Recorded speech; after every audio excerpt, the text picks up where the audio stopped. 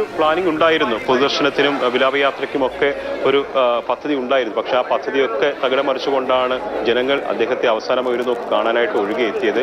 ഈ വിലാപയാത്ര കടന്നു വരുന്ന വഴികളിലെല്ലാം തന്നെ ആയിരക്കണക്കിന് ആൾക്കാരാണ് തടിച്ചുകൂടിയത് VS-നെ അവസാനമായി ഒരു നോക്ക് കാണുന്നതിന് വേണ്ടിയിട്ട്. പക്ഷേ അവർക്കെല്ലാവർക്കും VS-നെ കാണാൻ കഴിഞ്ഞില്ല എന്നുള്ള കാര്യമുണ്ട്. അവരൊക്കെ വളരെ സങ്കടത്തോടു കൂടിയാണ് ഞങ്ങളുടെ പ്രിയ നേതാവിനെ ഒരു നോക്ക് കാണാൻ കഴിഞ്ഞില്ലല്ലോ എന്ന സങ്കടവും അവർ പങ്കുവച്ചു. അങ്ങനെയാണ് VS-ന്റെ വിലാപയാത്ര ഇങ്ങനെ കടന്നു വരുന്നത്. വളരെ വൈകിയാണ്. ആ വൈകൽ എന്ന് പറയുന്നത് ഒരു നോക്ക് കാണുക എന്ന മനുഷ്യരുടെ ഒരു ആഗ്രഹം, ആ ആഗ്രഹം നിറവേറ്റണം.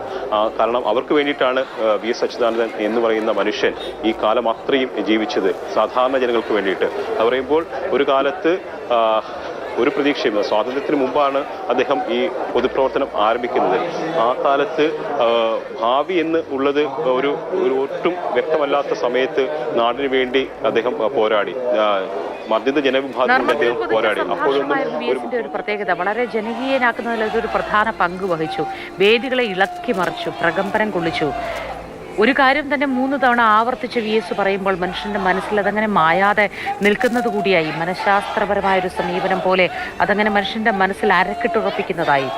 കണ്ണീര് വീഴുന്ന ഇടങ്ങളിലൊക്കെ, അനീതിയുള്ള ഇടങ്ങളിലൊക്കെ VS ഇടപെട്ടു.